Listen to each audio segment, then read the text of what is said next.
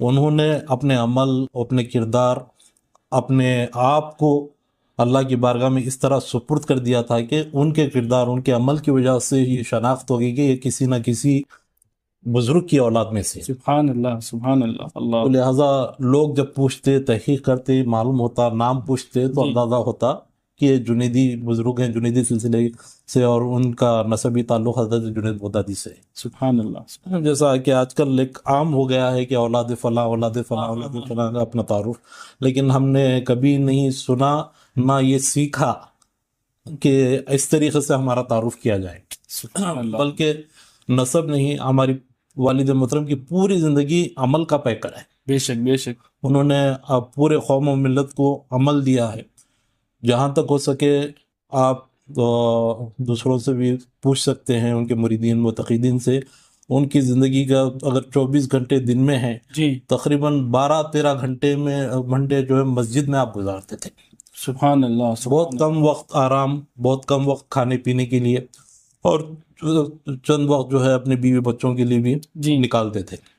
لیکن استقامت جو ہم کہتے ہیں، اور جس کے بارے میں اولیاء اللہ نے فرمایا ہے کہ الاستقامت فوق الکرامہ، جی کہ کرامتوں کے اوپر استقامت ہے، تو وہ استقامت ہم نے ان کی زندگی میں دیکھا۔ سبحان چاہے اللہ۔ نماز کی پابندی ہو، جی نماز چاہے سفر ہو، حضر ہو، ہم نے انہیں ٹرین میں بھی نماز ترک کرتے ہوئے نہیں دیکھا، فلائٹ میں بھی نماز ترک کرتے ہوئے نہیں دیکھا، کہیں بھی نماز کے بارے میں انہوں نے کبھی کمپرومائز نہیں کیا۔ اللہ، یہاں تک کہ ایک 1907 میں بہت بڑا ایکسیڈنٹ ہوا تھا، جی ایکسیڈنٹ کے دوران بھی جو ہے آپ بے ہوش ہو جاتے تھے۔ اللہ، جب بھی ہوش آتا تو فوراً تیمم کے لیے مٹی منگا کے تیمم کرتے۔ وہ نماز پڑھتے پڑھتے کیفیت یہ تھی کہ پھر سے کمزوری کی وجہ سے بے ہوش ہو جاتے۔ اللہ، جب ہوش آتا تو کہتے کہ میں کون سی رکعت پڑھا، کون سی نماز پڑھا، کتنی رکعت پڑھا۔ ساتھ میں ان کے خلیفہ موجود تھے، تو یہی فکر، یعنی ایسی حالت میں نماز میں کی بھی فکر نماز کی فکر، اللہ،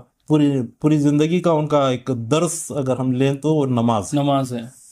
تو نماز کے بارے میں آخری عمر تک بھی یہی فکر تھی۔ آخری ایک دن قبل بھی جو ہے انہوں نے ہاسپٹل میں نماز ادا کیا۔ جس رات ان کی وفات ہونے والی تھی انہوں نے مغرب ادا کی، عشاء ادا کی، اس کے بعد رات کے 1 بجے آپ کے وصال ہوا۔ اللہ اللہ، تو کوئی نماز آپ کی ہم نے نہیں دیکھا کہ ترک ہوئی ہو۔